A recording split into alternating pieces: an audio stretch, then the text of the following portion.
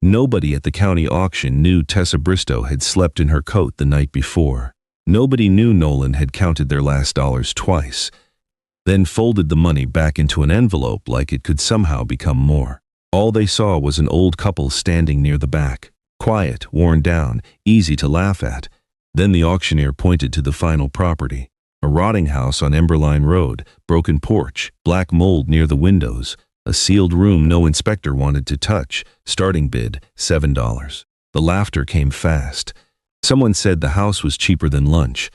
Someone else said Nolan and Tessa had just bought their own grave. Tessa lowered her eyes, but Nolan raised his hand. One bid, $7. And just like that, the town decided they were fools. But that night, while rain leaked through the ceiling, Nolan heard something behind the sealed wall, a click, then another. Not a mouse, not a pipe, a relay. The kind he had spent 40 years listening for beside railroad tracks. And before morning came, that worthless house would begin whispering a warning the whole town was too proud to hear. So don't leave yet, because if you scroll away now, you'll be doing exactly what they did. Judging them before you know what that sealed room was protecting. The laughter from the auction did not leave with the crowd. It followed Nolan and Tessa Bristow all the way to Emberline Road. Not as sound anymore. As silence, the kind that sits between two people when both are too tired to say what hurts. The house waited at the end of a narrow road outside Marrow Creek, Illinois, where the railroad tracks curved behind a line of bare cottonwood trees. The place looked worse up close. The porch leaned forward like it was giving up. The gutters hung loose. One front window had been patched with plywood darkened by rain. Tessa stood at the bottom step with her purse pressed against her coat. Inside that purse was the rental notice, folded once, then folded again, as if making it smaller could make it hurt less. Nolan looked at the house for a long moment before reaching for the key the county had given him. It was attached to a paper tag with the property number written in blue ink. $7. That was what the town thought a roof over their heads was worth. The key fought him at first.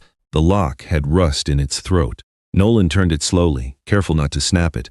When the door opened, the smell came out first. Old wood, dust, cold plaster. A faint trace of rainwater trapped somewhere deep inside the walls. Tessa stepped in and did not speak. The living room was nearly empty. A cracked lampshade lay on its side. Dead leaves had blown under the baseboards. The wallpaper had peeled in long strips, hanging like tired skin. Still, Tessa took a tissue from her sleeve and wiped the edge of the windowsill. It was a small thing, almost nothing. But Nolan saw it. She was trying to make the place less cruel, trying to tell herself this could become a home.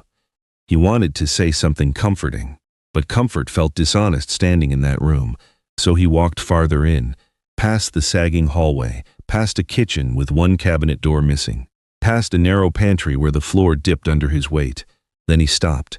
At the end of the back hall was the sealed wall, not a locked door. Not a boarded room, a wall, flat, heavy, wrong. Someone had covered the opening with old plaster, but the edges did not match the rest of the house.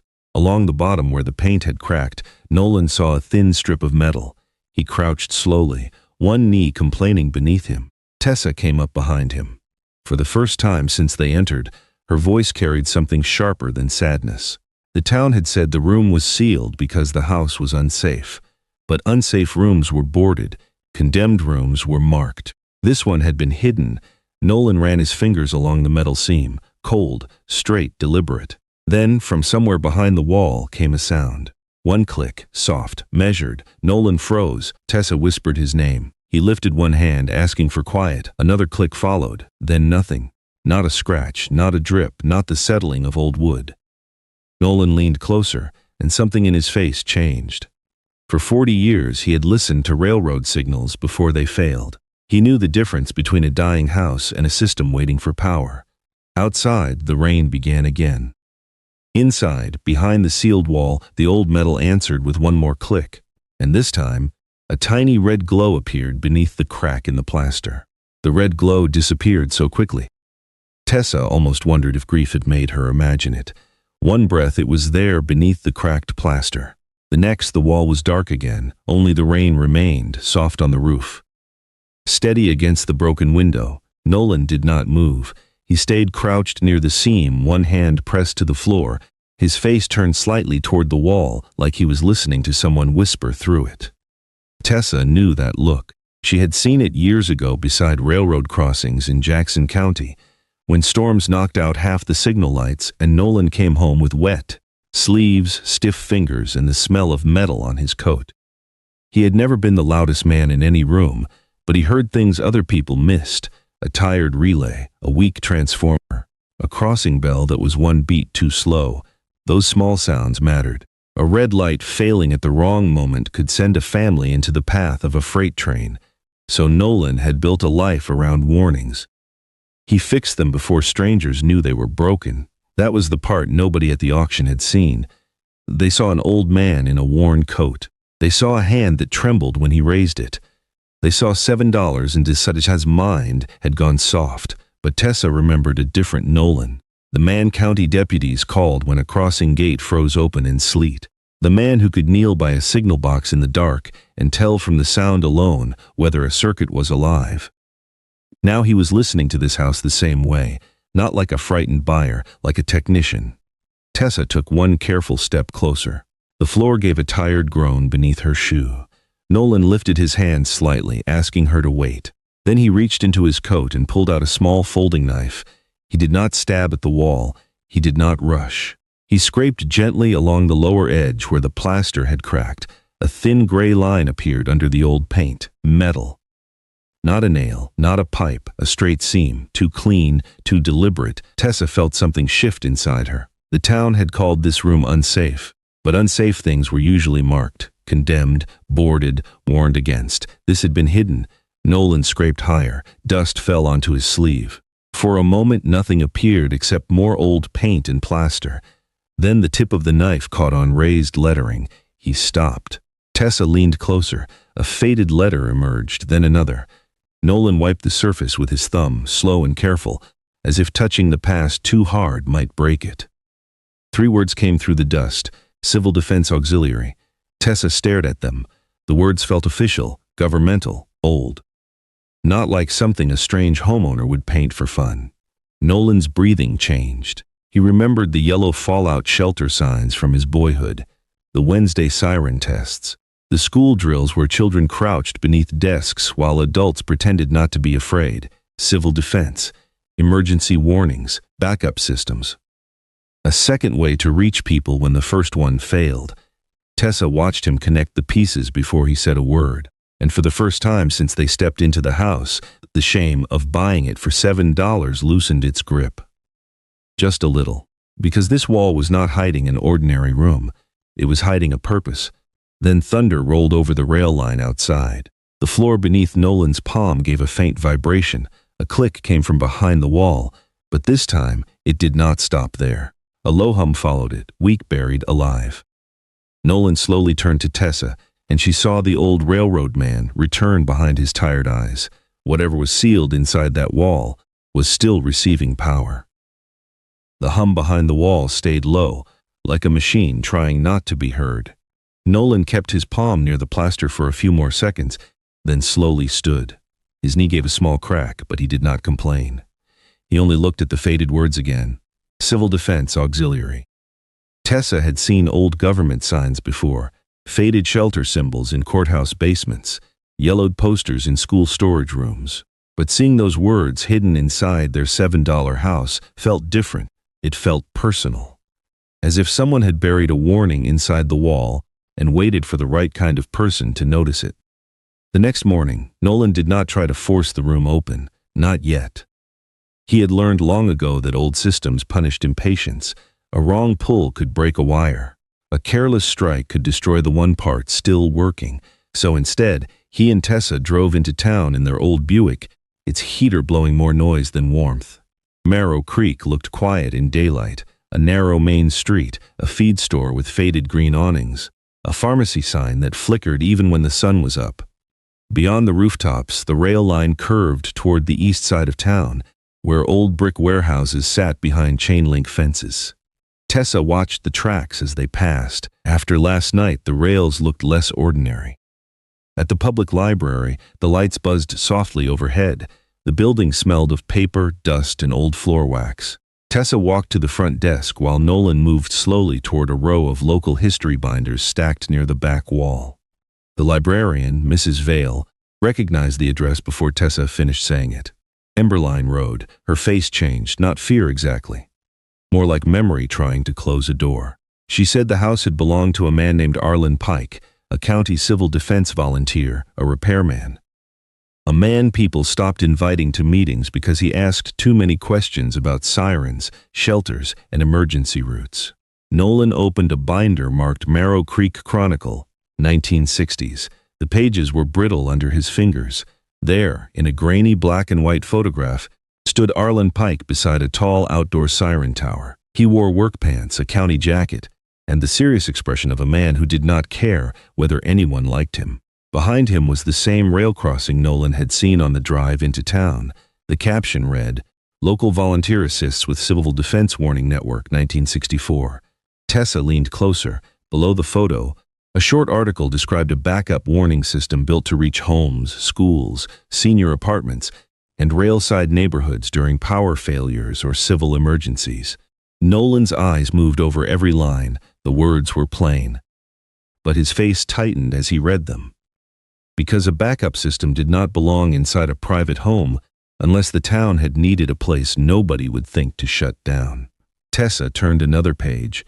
A second clipping had been folded into the binder as if someone had handled it many times.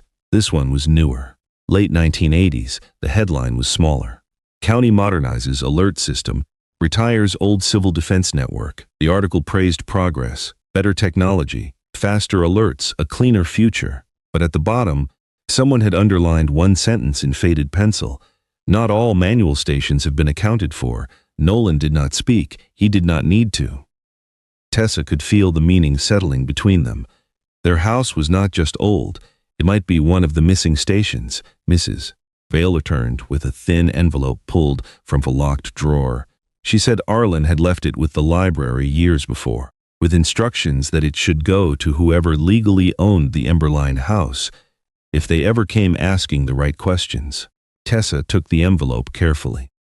On the front, written in shaky blue ink, were 7 words, "If the wall wakes up, do not sell." Nolan looked toward the window. Across town, beyond the wet roofs and power lines, the old siren tower stood silent near the tracks, and for the first time, silence felt like a warning. By the time Nolan and Tessa returned to Emberline Road that afternoon, the sky had cleared enough for the sun to catch the peeling paint on the porch. It made the house look even older, lonelier, almost stubborn. A truck rolled down the gravel lane and stopped near the gate. Wade Kershaw stepped out. His boots clicked against the loose stones. His jacket was too new, too polished. He smiled, but it was the kind of smile that left a taste of warning. "You bought a problem," he said, voice smooth, almost casual. Tessa felt her stomach twist. The wind tugged at her scarf, carrying a faint smell of diesel from the rail line. Nolan only nodded. No one had asked for explanations yet, and no one ever would. Wade walked closer. He gestured toward the sagging porch. $7. That's all it's worth. I'll give you $500 just to walk away. Save yourself the trouble. Tessa's hand went to the key she kept in her coat pocket. "We're staying," Nolan said quietly. Wade paused, tilted his head, and looked at the back wall of the house. The sealed wall. He didn't glance at the sagging roof or the dripping kitchen ceiling. His eyes lingered on the plastered seam where faint metal edges caught the sun. Tessa noticed it, and so did Nolan. "That wall," Wade said, voice tight now, "isn't just decoration, is it?" Nolan didn't answer. He only straightened. Wade's smile disappeared. He ran a hand along his jaw. "You know, most people would have walked away. Easy choice. Safe choice." Tessa's eyes narrowed. Safe for whom? She thought. Safe for the developer who had never cared who lived behind the walls. Wade glanced at the porch again. Then the sealed wall. Then the ground. He cleared his throat. "Just think about it. This house won't make you any younger, any richer, any safer." Nolan's jaw tightened. He knew what Wade was doing. He was trying to sow doubt, to frighten them into selling. The laughter from the auction wasn't enough. He needed compliance. Tessa stepped closer to Nolan, brushing her hand lightly against his sleeve. Not for comfort, for solidarity. Wade straightened, his last tactic. You don't know what's behind that wall, and neither do I. But some things are better left alone.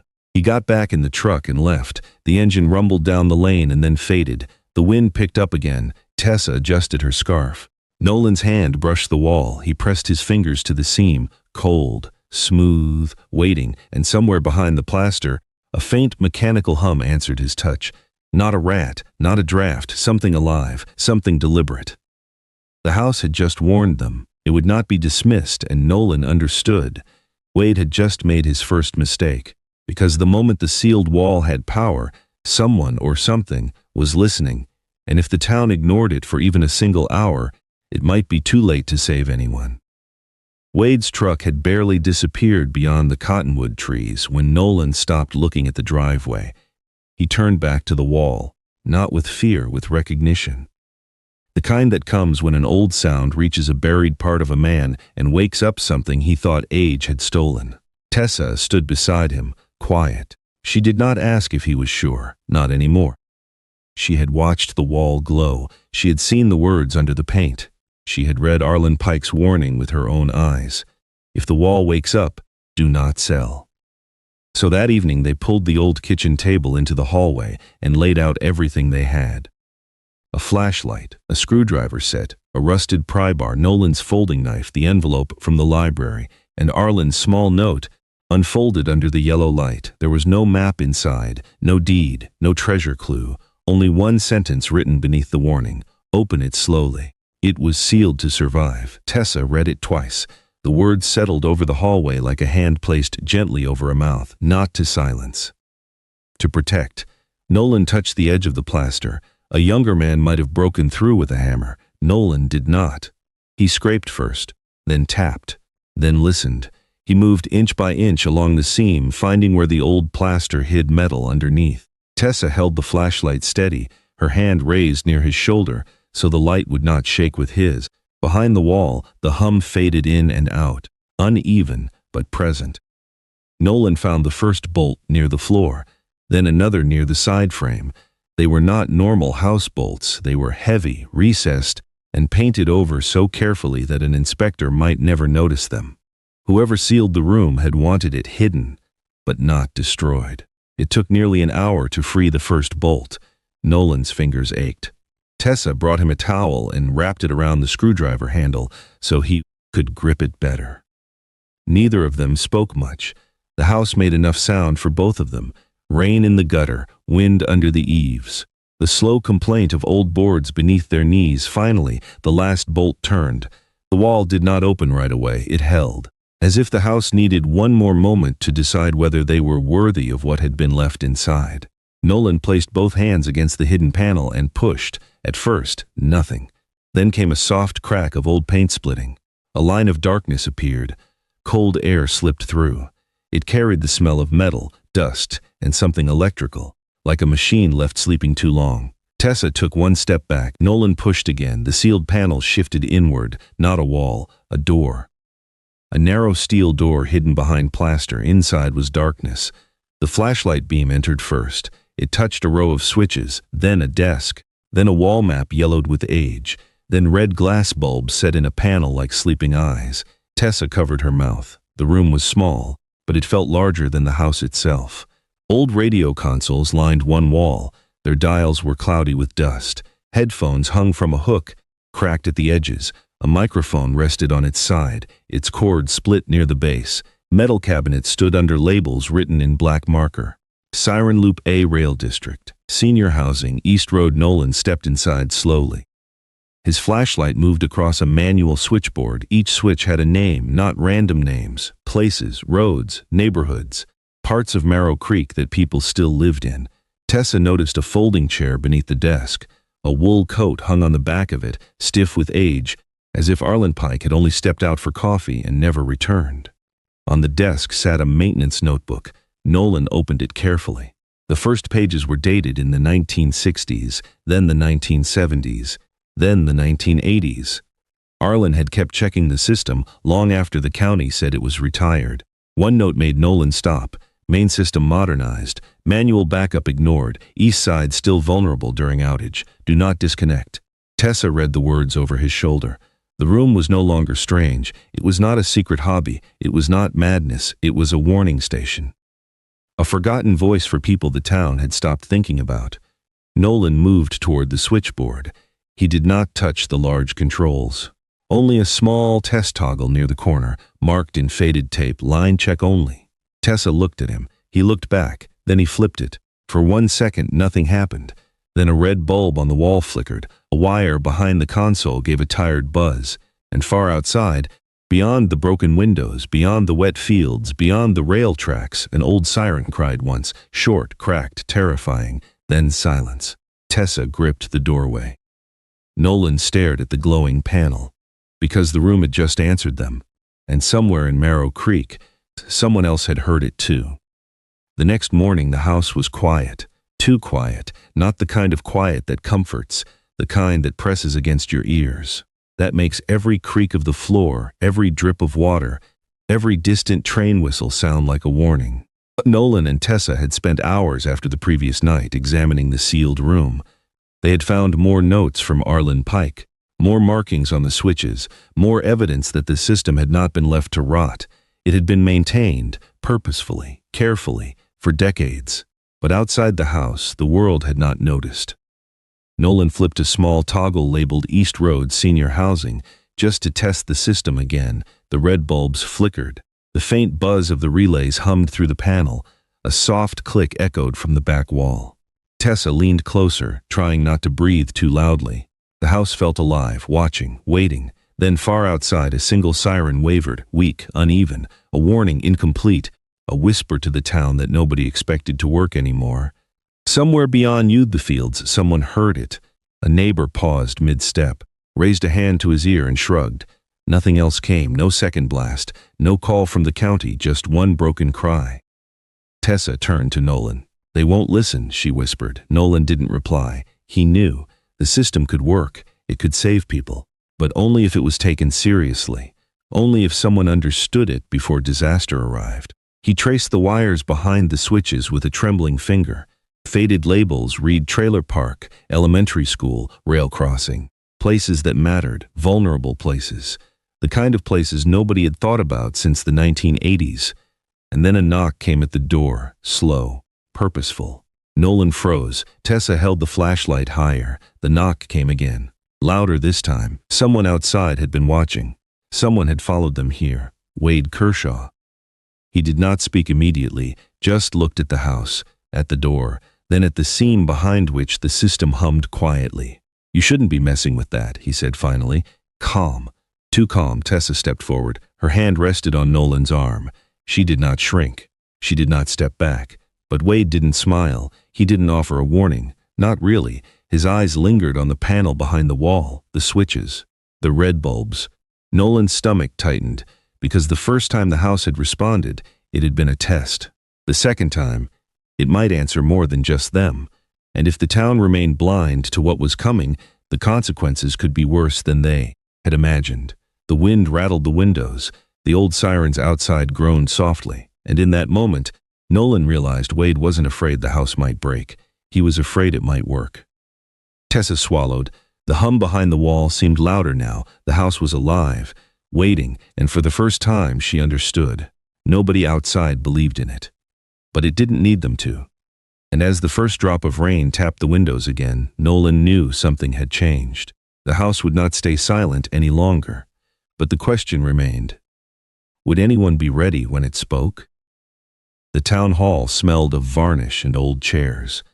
Nolan and Tessa walked through the narrow hallway, their shoes clicking against the scuffed floor. People were already seated, murmuring in small clusters. The fluorescent lights buzzed faintly overhead. At the front, a county official shuffled papers, glancing up at them only briefly. The room was polite, neutral, but heavy with indifference. Nolan placed Arlen Pike's envelope on the podium. The faded handwriting stared back at the room like a challenge. Tessa stood beside him, holding the small binder with the civil defense notes. Her fingers curled tightly around the spine. He cleared his throat, a short, measured sound, enough to capture attention but not command it. "Last night," Nolan began, "I discovered a civil defense system inside the house we purchased on Emberline Road. It appears to be connected to sirens and emergency circuits still operational in some areas. We believe it could warn vulnerable parts of the town if the main system fails. A faint shuffle came from the audience. Some eyebrows rose. One man whispered to another. Wade Kershaw smiled politely from the side. Not a warm smile, not supportive. His eyes were sharp, assessing. "Mr. Bristow," the official said, voice smooth, "we appreciate your concern. But that system was retired decades ago. Any manual backups would not meet current safety codes. I'm sure your intentions are good, but this is not something the county can authorize." Tessa spoke softly. "But some neighborhoods, the trailer park, senior apartments, the East Rail crossing, they may not receive alerts in time during a failure. The system still exists. It works." A pause. A few officials glanced at each other. Some shifted in their seats. Wade leaned forward slightly, his polished hands folded. "Even if it works," he said, "it's not reliable. And operating unknown equipment could create liability. You might think you're helping, but you could make things worse." Tessa's jaw tightened. Nolan's eyes scanned the room. They were calm, but behind the calm, the hum of the house lingered in his mind. The red bulbs, the switches, the metal seams. The room nodded politely, and then the conversation moved to the next agenda item. No one had acknowledged what he had just said. The hum behind the plastered wall seemed louder in his ears, waiting, patient. Tessa glanced at Nolan. Her hand lightly brushed his sleeve, silent support. Outside the tall windows, clouds gathered along the horizon. The sun dipped behind the cottonwoods, the wind picked up, rattling the sash frames, and far in the distance, past rooftops and wet streets, the old siren tower by the rail line gave a faint groan, almost imperceptible. A warning, a reminder. The town had not listened yet, but the house had. And Nolan realized, the moment the next storm arrived, the system inside Emberline Road wouldn't wait for permission. He swallowed, quiet but steady, because the house, the sealed room, and the warnings hidden for decades were about to demand attention. And the question echoed in his mind, soft and insistent. If the county won't act, who will hear it in time? The storm rolled in fast. Dark clouds had swallowed the sun behind the cottonwoods, and the first fat drops of rain splashed against the roof of the $7 house. Wind rattled the broken shutters, pushing inside a cold draft that carried the smell of wet soil and damp wood. Nolan crouched in the sealed room, flashlight in one hand, fingers tracing the faded labels on the switchboard with the other. Trailer park, senior housing, East Road, rail crossing. The names were not random. They were people, families, lives that might be caught unaware if the main warning system failed. Tessa stood beside him, holding the binder of Arlen Pike's notes. She had memorized the emergency maps from years of careful observation. She had been imagining the worst-case scenarios for hours. Flooded streets, stalled vehicles, children stranded on sidewalks, and elderly neighbors left unprotected. Then it came over the old radio console, a crackle, a broken voice. Freight 612, braking issue. Chemical cars attached. Nolan froze. The voice was faint, distorted. A freight train on the East Line carrying hazardous materials was in trouble, and it was dangerously close to the neighborhoods mapped on the panel. Tessa's eyes widened. "That's the rail crossing near the trailer park," she whispered. "Yes," Nolan said, voice low. "Exactly where the old siren network was meant to warn people." The wind screamed against the roof. The rain pounded in harder. The power flickered in the house, and the room dimmed. The small backup lights on the switchboard blinked weakly, struggling to stay alive. Outside, the sirens along the tracks groaned faintly. Not all of them, not yet. But the hum of electricity, still faint but persistent, ran along wires Nolan could feel through his fingertips. Somewhere beyond the hills, a tree toppled onto a fence. Water spilled into the road. Cars slowed, unaware of the imminent danger approaching from the rails. Tessa's hand gripped Nolan's arm. "If no one listens, they won't have time to react," she said, quiet but firm. Nolan turned toward her, eyes sharp. He had spent decades noticing patterns invisible to others. Now the past and present were colliding. The old system could work if it survived the storm, if they could get it online. He flipped a small toggle on the panel. One red bulb flickered, then another. The faint hum strengthened. A wire buzzed like a restless heartbeat. Tessa's mouth went dry. Every moment stretched longer than the last. They both knew the tiniest mistake, one misfired relay, one shorted wire, could silence the system forever. Then a knock came at the door, heavy, deliberate. Both froze. Not from fear, but because the timing was too precise. Someone had followed them. Watched them after the meeting, watched them enter the house. Wade Kershaw, his boots crunched against the gravel, his umbrella flapped uselessly in the wind. His expression was calm, too calm. "You're lucky it's raining," he said, voice smooth. "Nobody should be tampering with equipment this old." Tessa stood tall beside Nolan. "We're not tampering," she said. "We're trying to save people." Wade's eyes narrowed. He leaned closer to the house. His gaze lingered on the sealed room, on the panel, on the faint glow of the bulbs still struggling against the storm. Nolan felt a chill deeper than the wind outside. Because Wade wasn't afraid the system would fail, he was afraid it might succeed. And beyond the rain, the freight train moved faster. Its warning was already in the air, but how many people would hear it before it was too late? The lights on the switchboard pulsed faintly again. The old system was alive, and the question pressed against Nolan's chest: would Marrow Creek listen when it mattered most, or would it be too late? The old room seemed smaller with Wade standing near the doorway. Rain blew in behind him. Cold drops scattered across the floorboards, darkening the dust around his boots. His coat was soaked at the shoulders, but his face carried the same polished calm he had worn at the county meeting. Only now, there was no room full of officials to impress, no polite agenda, no soft language to hide behind, just Nolan, Tessa, the storm, and a warning system the town had laughed into silence. Nolan turned back to the panel. The red bulbs were still flickering, but not evenly. One glowed strong near rail crossing. Another blinked weakly beside senior housing. The light for trailer park came on, then died. Nolan's face tightened. That one mattered. He reached beneath the console and pulled open a lower panel. A nest of wires waited inside, faded from age, some stiff as dry grass. He moved his flashlight across them, searching for the break. His fingers trembled. Not because he did not know what he was doing, because time was pressing harder than his body could move. Outside, thunder shook the windows. Inside, the radio cracked again. The words were broken now, swallowed by static, but Nolan caught enough: chemical cars, east approach, loss of control. Tessa saw him close his eyes for 1 second, only one. Then he opened them and became the man who had once stood beside frozen railroad crossings in the dark. He pointed toward the hallway.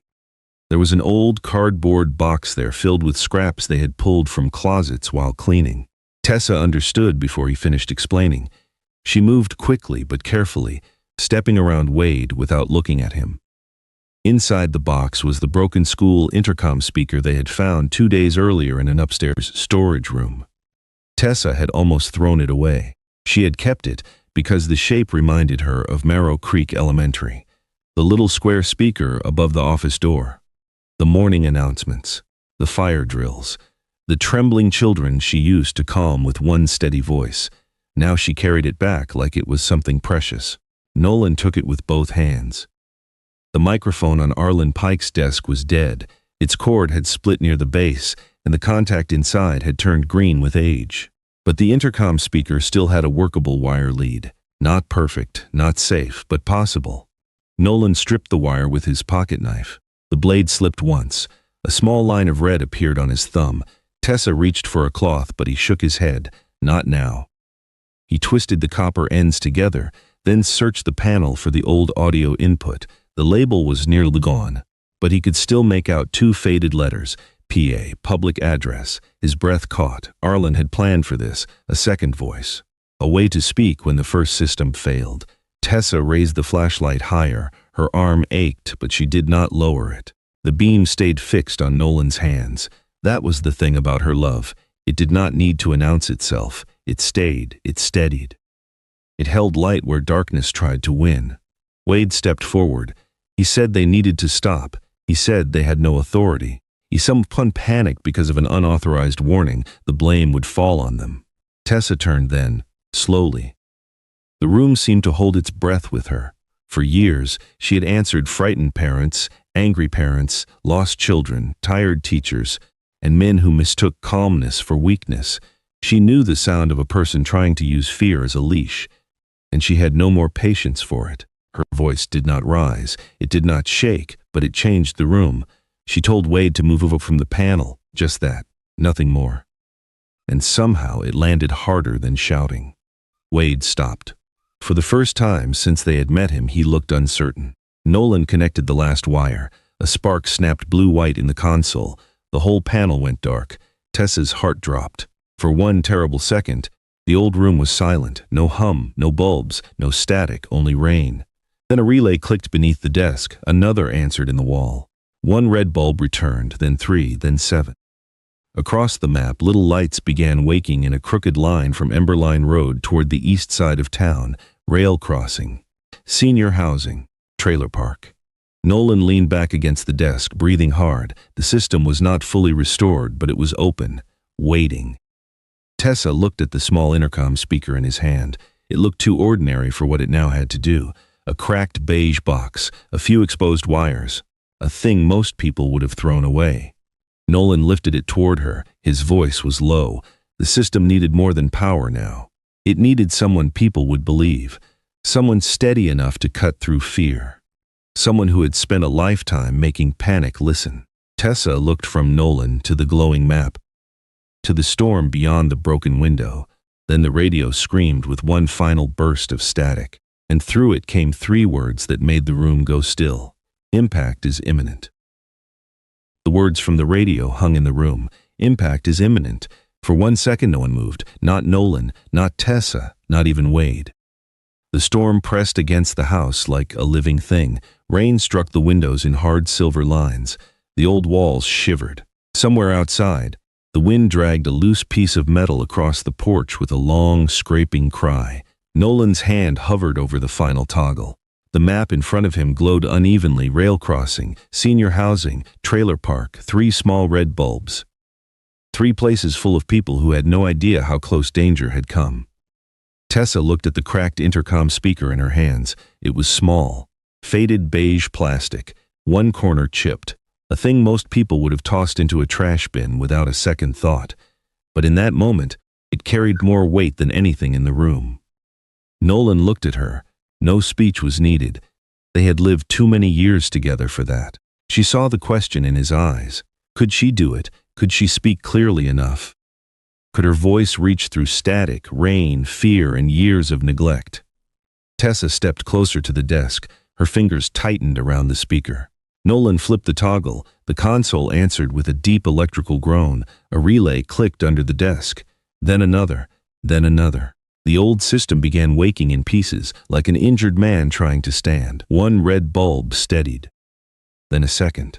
Then the third. The room filled with a low hum that vibrated through the floorboards and into Tessa's shoes. Wade took a step forward. Nolan did not look at him. Tessa did. That was enough. Wade stopped. Outside, somewhere beyond the rain and black fields, the train's horn sounded. Long, broken, wrong. Tessa lifted the speaker. Her first breath trembled, her second did not, and then her voice entered the wire. Not loud, not dramatic, steady, clear. The same voice that had once calmed crying children in school hallways. The same voice that had called parents during storms. The same voice that had spent a lifetime making fear slow down long enough to listen. She told Marrow Creek to shelter in place, to close windows, to stay off East Road, to avoid the rail crossing, to check on elderly neighbors, to bring children inside, to wait for official help, but not to wait for permission to protect one another. For a terrible moment, nothing happened. Only static, only rain, only the weak buzz of an old room doing everything it could. Then a siren cried out near the east rail crossing, thin at first, almost broken, then stronger. Another answered from the senior housing block. Then another from the trailer park. Then one farther away, near the old elementary school. The sound spread through Marrow Creek like a memory returning, not pretty, not modern, but alive. Across town, a school bus driver slowed at a flashing yellow light, heard the siren, and stopped before turning toward East Road. At the senior apartments, a night nurse looked up from a medication cart, then hurried room to room, telling residents to close windows and move away from the east-facing hall.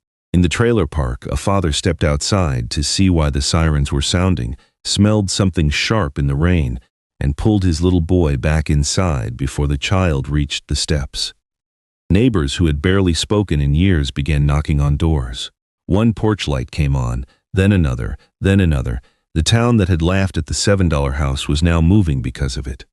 Inside the sealed room, Nolan kept one hand on the panel. He watched the bulbs. One flickered near trailer park. His heart tightened. He adjusted the wire Tessa had helped him strip. The bulb dimmed, then steadied. Tessa kept speaking, short instructions, plain words, no panic, no wasted breath. Her voice did not sound like an announcement. It sounded like someone's mother, someone's school secretary, someone who remembered that every address on that old map belonged to a life. Wade stood near the doorway, rain dripping from his coat, his face pale in the red light. For the first time, he had nothing useful to say. The room had done what he said it could not do. The people he had dismissed had become the only ones acting. Then the ground trembled. A dull, distant impact rolled through the house. Not close enough to break the windows, close enough to make every heart inside the room stop. Tessa's voice caught for half a second. Nolan reached over and placed his scraped hand over hers. Just one touch, that was all. She continued. The warning held. The sirens held. The town held. By dawn, the rain had softened into a cold mist. Emergency crews had arrived. The dangerous fumes had been contained near the rail corridor before they spread deep into the neighborhoods. There were injuries. There was damage. There were frightened families, soaked roads, and flashing lights all along the east side. But the worst thing, the thing that could have happened if no warning reached those people, did not happen. And everyone knew why. They came to Emberline Road slowly at first. A deputy, a fire captain, a county emergency worker with wet papers under his arm, then neighbors, then people from the senior apartments. Then a school bus driver who stood at the gate for a long time before taking off his cap. Nobody laughed, not one person.